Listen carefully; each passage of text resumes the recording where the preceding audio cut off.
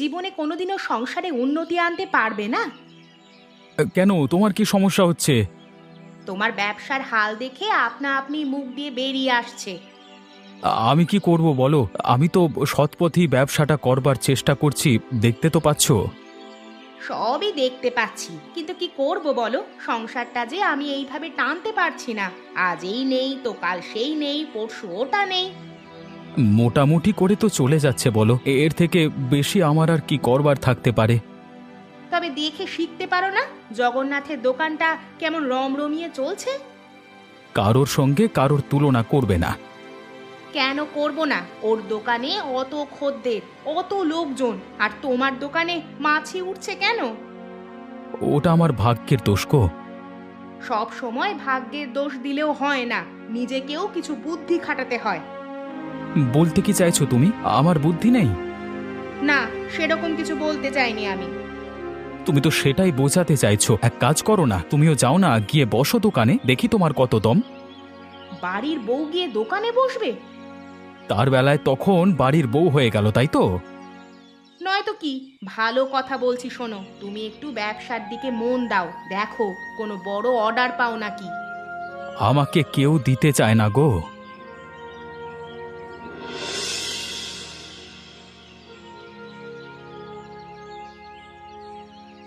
উফ, আমার উপর মনে হয় মা লক্ষ্মী একেবারে ভরে ভরে আশীর্বাদ করেছে।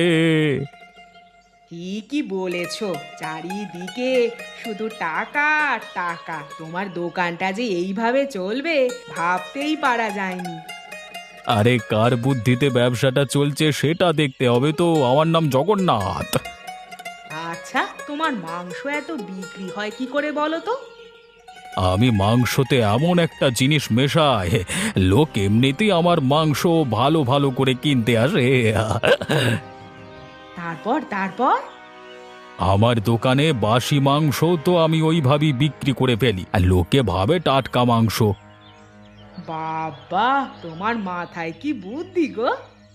আচ্ছা গিন্নি, এবারে তোমাকে হাতের এক জোড়া বালা তৈরি করে দেব, কি বলো গিন্নি? হ্যাঁ, সত্যি দেবে বলছো? কেন দেব না? হাজারটা নয়, লাখটা নয়, আমার একটা মাত্র বউ। থাক থাক, আর আদিক্ষেতা করতে হবে না। আচ্ছা আচ্ছা, শোনো, তোমাকে যে কথাগুলো বললাম, তুমি জানো সেই কথাগুলো কারোর সামনে মুখ ফসকে বলে ফেলো না। মানে তুমি আমাকে কি বলতে চাইছো, যে আমার পেট পাতলা? না গো না, আমি তোমাকে সেইভাবে কিছু বলতে চাইনি। আসলে গ্রামে শত্রুর অভাব নেই তো, তাই বলছি। কেউ কোত্থেকে কি সব জেনে যাবে, তখন তাহলে আমার ব্যবসাটা একবারই লাটে উঠে যাবে।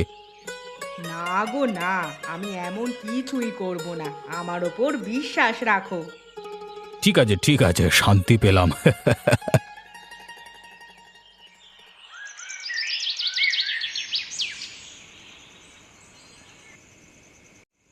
যা যা বলছি, তোর মতো কর্মচারী থাকবার থেকে না থাকা অনেক ভালো। আমি বেরিয়ে গেলে কিন্তু আপনার পর্দা ফাঁস করে দেবো সারা গায়ে। আমি কিন্তু আপনার অনেক কর্মকাণ্ডের সাক্ষী। হ্যাঁ, সে তো জানি, কিন্তু তোকে আটকাবার জন্য আমি একাই যথেষ্ট। তুই কি ভাবছিস তোকে আমি মুখ খুলতে দেবো লোকের সামনে? কেন, কি করবেন আপনি আমার সাথে? তোকে দরকার হলে এই পৃথিবী থেকে সরিয়ে দেব। কাক পক্ষীতেও টের পাবে না, কুচি কুচি করে কেটে মাংসের সাথে মিশিয়ে দেব। আপনি কিন্তু মহাপাপ করছেন। একদিন না একদিন তো আপনি ঠিকই ধরা পড়বেন। কে ধরবে তুই? এমন কোনো বাপ এখনো জন্মায়নি রে যে আমাকে সায়স্তা করবে। আছে আছে, সব পাপেরই বাপ আছে, তেমন আপনারও আছে। আচ্ছা শোন, নিজেদের মধ্যে ঝগড়া করে কি কোনো লাভ আছে? কেন, আপনি তো আমাকে তাড়িয়ে দিচ্ছিলেন, দিন না। না রে না। আচ্ছা শোন ভাই, এবার থেকে তোকে তোর মাইনে আর কিছু টাকা বাড়িয়ে দেব, ঠিক আছে? বেশ, তাহলে তো আর কোনো কথাই হবে না, আমিও আমার মুখটা বন্ধ রাখলাম। এখনকার মানুষ টাকা ছাড়া কিচ্ছু বোঝে না। অবশ্যই, কেন নয়। এই নে রাখ, যা এবার নিজের কাজে যা।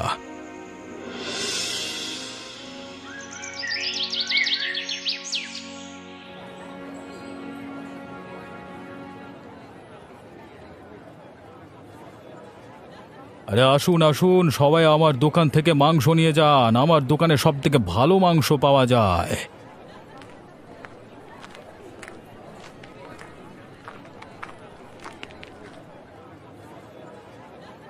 হচ্ছেটা কি জগন্নাথদা? এভাবে তুমি মাংস বিক্রি করছো? কই আমি তো এভাবে ডেকে ডেকে মাংস বিক্রি করছি না। তুমি কেন করছো? হ্যাঁ, সেই জন্য তো আমার কাছে যদিও বা দু একটা খদ্দের আসছে, তোমার ডাক বা চোটে তারাও তো তোমার কাছেই চলে যাচ্ছে। সেটা কি আমার দোষ নাকি? হ্যাঁ, আমি যেমন করে ইচ্ছে তেমন করেই মাংস বিক্রি করব। তোর কি তাতে? তুইও কর না দেখি আমার মতো মাংস বিক্রি, সেটা তোর মুরদে কোলাবে না। হ্যাঁ, দেখো জগন্নাথদা, খুব খারাপ হয়ে যাচ্ছে কিন্তু আমাকেও তো সংসার চালাতে হবে নাকি? তুমি এরকম করলে কি করে হবে? এই যা তো, ভাগ এখান থেকে। আমি কি করব না করব সেটা আমি নিশ্চয়ই তোকে বলবো বা জানিয়ে করব না। তুই তোর দোকানে যা, আমি আমার দোকান সামলাই। যা তো, যা এখান থেকে। দেখতে পাচ্ছিস তো কত লোক অপেক্ষা করছে। এর ফল কিন্তু ভালো হবে না। তুমি কি মাংস, কেমন মাংস, সেটা যদি আমি লোকের সামনে প্রমাণ করতে না পেরেছি না, আমার নাম অলোক নয়। যা যা, কেউ আমার কিচ্ছু করতে পারবে না। না না, এভাবে ভালো কথায় চিড়ে ভিজবে না। কিছু তো একটা উপায় আমাকে বের করতেই হবে। এর সব জারি জুরি ফাঁস করতেই হবে। তার জন্য ওর চাকরকে আগে হাত করতে হবে, তারপর দেখা যাবে।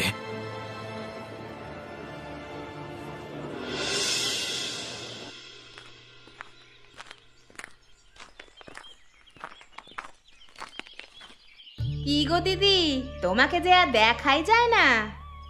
না গো, সেভাবে আর বাইরে বেরোনো হয় না। কেন, একটু সময় বের করে বেরিয়ে আমাদের সাথে তো একটু গল্পও করতে পারো। সংসার, তারপর ওনার দোকান, সব কিছু সামলে আর মনে হয় না গো যে কোথাও বেরুই। হ্যাঁ, আপনাদের দোকানে যে হারে লোকজন আসে, যে হারে বিক্রি বাট্টা হয়, আমাদের দোকানে তার ছিটে ফোটাও হয় না। ব্যবসা করার জন্য ভাগ্য চাই গো, ভাগ্য। সেটা কোনো কথা নয়, মাথায় নানান রকম বুদ্ধি চাই। সেটা কিরকম বুঝতে পারলাম না তো। সেটা বলতে আমাদের উনি মাংসের মধ্যে এমন জিনিস মেশায় যাতে মাংসের স্বাদ এমনিতেই বেশি হয়। ওই জন্যই তো লোকে আমাদের দোকান থেকে মাংস নিয়ে যায়। তাই নাকি? তা কি মেশায়? সে নামটা আমি অত শত জানি না বাপু, কি মেশায় এটুকুই জানি। আচ্ছা, তাহলে এই ব্যাপার। এই যা, তোমাকে যে সবই বলে ফেললাম। আমার উনি আমাকে বারবার করে বারণ করেছিলেন যাতে সব কথা পাঁচ কান না হয়। আমি তো মুখ ফসকে তোমাকে সব বলে ফেললাম। তো কি হয়েছে, তোমার নিজের লোকই তো আমরা। আমি কাউকে বলবো না, তোমার অসুবিধা নেই। তাই করো ভাই, তুমি যেন এই কথা কাউকে আর বলো না। তোমাকে বিশ্বাস করে বলে ফেললাম সবই। না গো না, কাউকে বলবো না, তুমি নিশ্চিন্তে বাড়ি চলে যাও। আমার উনি যদি জানতে পারেন তাহলে আমাকে আর আস্ত রাখবে না, মেরেই ফেলবে একেবারে। নিজের লোক হয়ে কেউ নিজের লোকের ক্ষতি করতে পারে বলো? তুমি সম্পূর্ণ আমার উপর বিশ্বাস রেখে যেতে পারো।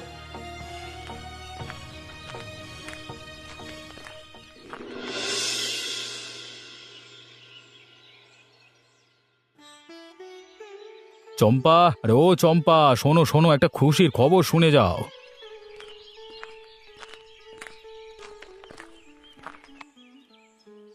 বলো বলো, ওটার জন্যই তো এতদিন অপেক্ষা করছিলাম। আমি একটা বড় বিয়ে বাড়িতে মাংসের অর্ডার পেয়েছি গো। বলো কি, এ তো দারুণ সুখবর। অবশ্যই একটা সুখবর। এবার আমি কত টাকা রোজগার করব সেটা শুধু অলোক দেখবে।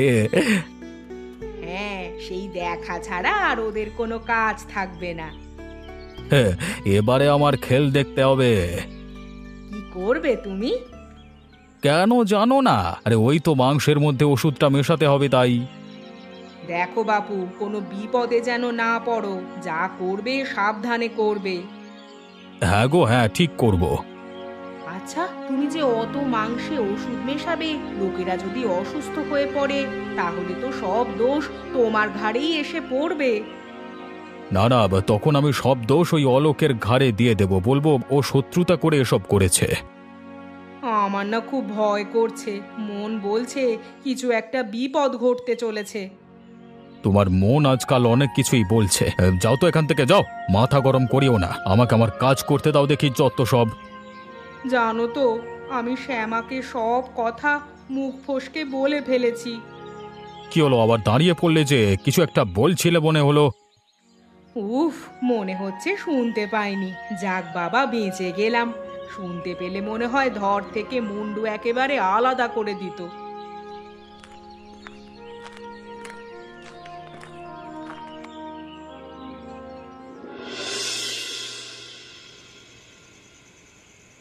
দাদা দাদা সর্বনাশ হয়ে গেছে। কি হয়েছে রে? বিয়ে বাড়িতে মাংস টাংস ঠিকঠাক করে পৌঁছাতে পেরেছিস তো? তাহলে অনেক টাকা জলে যাবে তো। সেসব কথা ছাড়ুন, তাড়াতাড়ি দেখবেন চলুন। বিয়ে বাড়িতে মানুষগুলো সব কেমন জানি করছে। কেন, কি করছে? সবাই ওই রান্না করা মাংস খেয়ে অসুস্থ হয়ে পড়েছে। সে কি কথা রে? এমন তো হওয়ার কথা ছিল না। আমি এতদিন ধরে মাংস বিক্রি করছি, এমন হয়নি। আজকে মানুষগুলো খেয়ে অসুস্থ হয়ে পড়লো। তাহলে আর বলছি কি, আপনি নিজের চোখেই দেখে আসবেন চলুন না। তোর কি মাথাটা খারাপ হয়ে গেছে নাকি? এখন আবার ওখানে যায় নাকি? গেলে তো সবাই আমাকে একবার প্রায় মেরেই ফেলবে। তারা তো এমনিতেই বুঝতে পারছে যে মাংসটা তোমার দোকান থেকেই গেছে, এমনিতেই তো তোমাকে দোষী করবে। না না, এটা হতে দেওয়া যাবে না। এক কাজ কর, তুই বলে দে আমি কিছুদিনের জন্য বাইরে গেছি, এখন আমার দেখা পাওয়া যাবে না। তাহলে সবাই আমাকে এসে ধরবে। তুইও এক কাজ কর, দোকান বন্ধ করে তুইও কিছুদিনের জন্য গা ঢাকা দে, আর সব দোষ অলোকের ঘাড়ে দেওয়ার চেষ্টা কর। সেটা কি করে সম্ভব? আমি যদি সব বলে দেব, তুই তাহলে কি করবি? যা করবি সাবধানে আড়াল থেকে করবি, লোক যেন টের না পায়।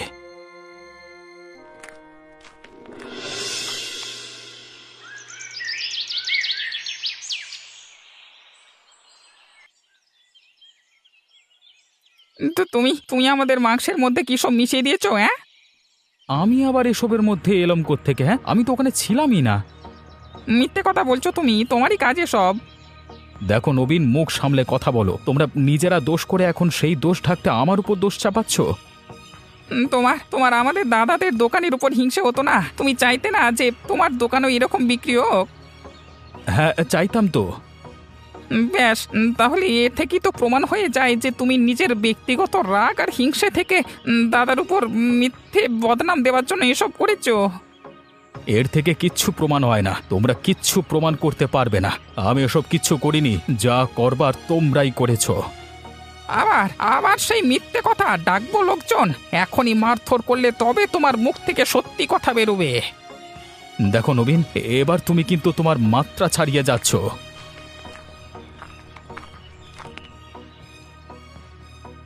দেখ, তোর জন্য কিন্তু আমার ব্যবসা বন্ধ হবার জোগাড়। তুই ভালো চাস তো সত্যি কথা স্বীকার কর। তুমিও এসেছো, তুমি তো জানো আমি এসব কোনো কাজ করিনি। নবীন সেই থেকে মিথ্যে দোষারোপ করে যাচ্ছে। আমিও নবীনের সাথে একমত। কি প্রমাণ আছে যে তুই রাগ থেকে এ কাজ করিসনি? দেখো, আমার সাথে লাগতে এসো না, আমি ঠিক প্রমাণ করেই ছাড়বো যে আমি এ কাজ করিনি। কিচ্ছু প্রমাণ করতে পারবি না, উল্টে তুই নিজেই ফেঁসে যাবি। দেখ, তোর জন্য আজকে কত মানুষ অসুস্থ হয়ে পড়েছে। ঠিক আছে, তাই তো তাই, যাও তো, এর শেষ আমি দেখে তবে ছাড়বো। আজ যা যা, দেখি তোর কত দম।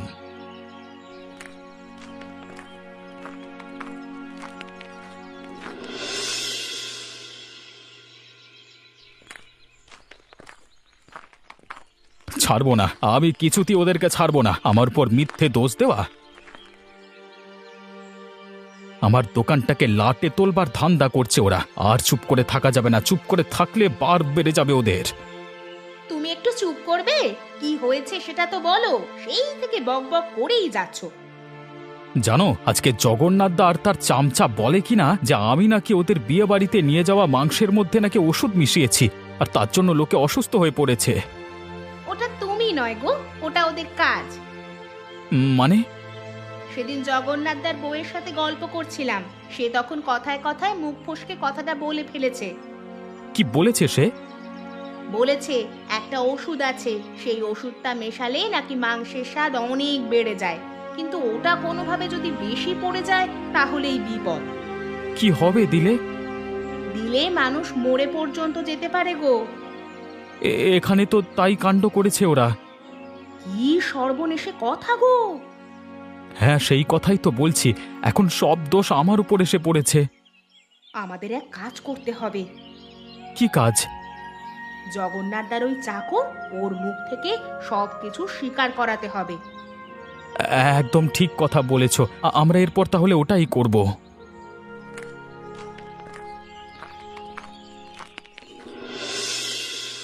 চলো চলো তাড়াতাড়ি যাই, গিয়ে নবীনকে ধরা যাক।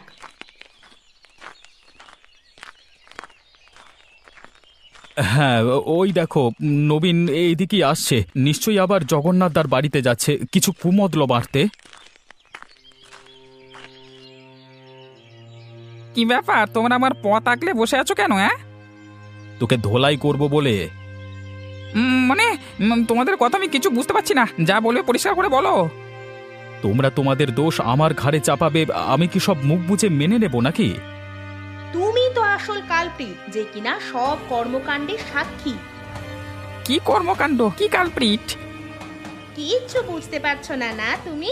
দেখো, ভালোই ভালোই চাও তো সব কিছু স্বীকার করো। না হলে কি করবে? কি করব দেখবি এখনই? দেখতে তো চাই, দেখাও কি করবে। এখানে মেরে ফেলে দেব, বল বলছি তাড়াতাড়ি। আমি এসব ব্যাপারে কিচ্ছু জানি না, আমি এসবের মধ্যে নাই, যা জানে সবই জগন্নাথ দা। তুই জানিস না এমন কোনো কথা হলো? তুই এতদিন ওর কাছে কাজ করছিস আর কিচ্ছু জানিস না, এটা আমাদেরকে বিশ্বাস করতে হবে? বিশ্বাস করলে করো, না করলে করতে হবে না, যা আমার কিছু যায় আসে না তাতে। আমি কিচ্ছু জানি না, ব্যাস এটাই সত্যি। এভাবে হবে না বুঝলে, এ এত সহজে মুখ খুলবে না, অন্য কোনো দিন আবার চেপে ধরা যাবে। আর ছেড়ে দাও। তাই করি, আজকে ওকে যেতে দিই। কি বিড়বিড় করছে নিজেদের মধ্যে? কিছু না, তুই এখন আসতে পারিস।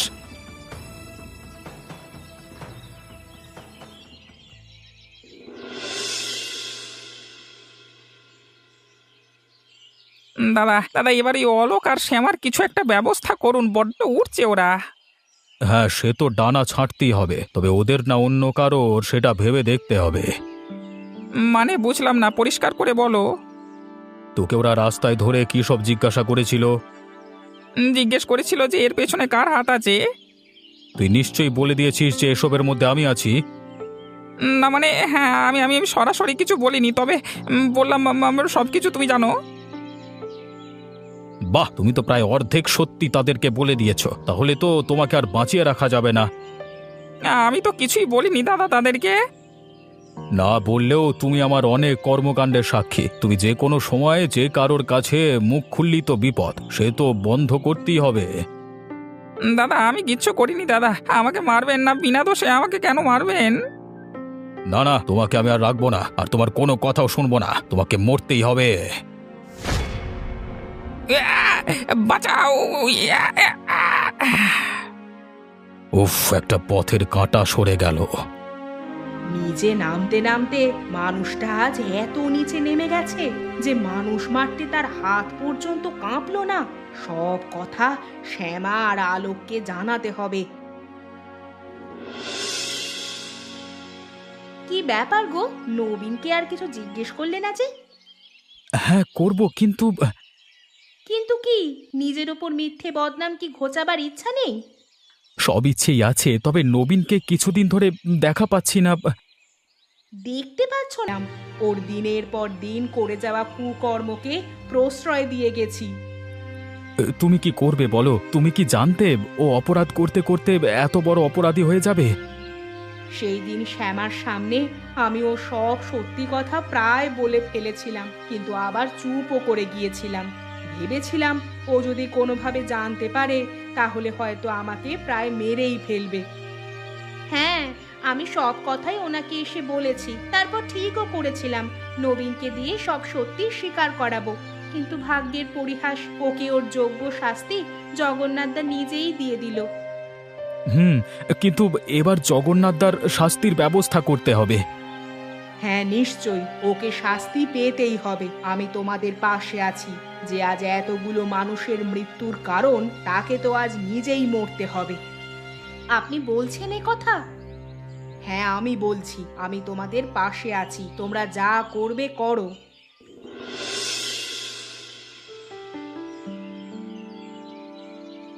জগন্নাথদা, আরে ও জগন্নাথদা! কে? অলোকের গলা লাগছে না।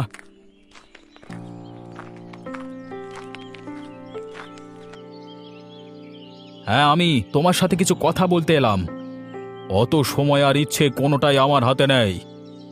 না, সেটা বললে তো শুনছি না। তোমাকে এই কথাগুলো না বলে যে আমি পাপমুক্ত হব না। বেশ বেশ, অত ন্যাকামো করতে হবে না, বলে ফেলো তাড়াতাড়ি।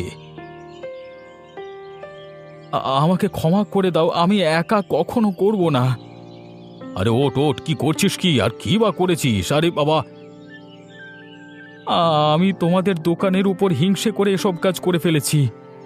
আরে এর আবার হলোটা কি? কিছু মতলব আছে মনে হচ্ছে। আমাকে সাবধানে কথা বলতে হবে। আমি ইচ্ছে করে ওষুধ মেশাইনি, আমার ভুল হয়ে গেছে, আমাকে ক্ষমা করে দাও। আচ্ছা আচ্ছা, থাক থাক, আর পায়ে ধরতে হবে না। এবার তাহলে আসল কথা বেরিয়ে এলো, বল। হ্যাঁ হ্যাঁ দাদা, আমি নিজের ভুল বুঝতে পেরেছি, তাই জন্যই তো তোমার কাছে এসেছি। আচ্ছা ঠিক আছে ঠিক আছে, আমি কোনোদিন কাউকে এসব কথা বলবো না। তবে তার বিনিময়ে আমার কিছু তো একটা জিনিস চাই, না হলে আমি এমনি এমনি তো চুপ থাকবো না। বলো দাদা, তোমার কি লাগবে? আমি তোমাকে সব দিতে রাজি। ওই তো দোকানটা আমার নামে লিখে দিতে হবে। ওটাই আমার সম্বল, ওটাও যদি তুমি কেড়ে নাও তাহলে আমরা যে একেবারেই না খেতে পেয়ে মরে যাব।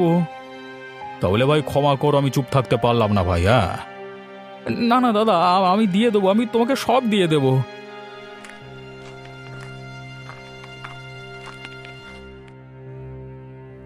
কেউ কাউকে কিচ্ছু দেবে না। তুমি তুমি এখানে কি করছো, মানে আমাদের দুজনের কথার মাঝে? এবার না চুপ করলে, না থামালে তুমি যে থামবে না। এখানে আমি কি করলাম? ও অলোক তো নিজে থেকে ওর দোকানটা আমার নামে করে দিচ্ছে। কত দয়ার শরীর অলোকের, মানে আর কত অন্যায় করবে তুমি? এবার তো থামো। নবীনকেও তো পৃথিবী থেকে সরিয়ে দিলে। একদম নয়। আমি নিজে দেখেছি তুমি তাকে কিভাবে মেরেছো।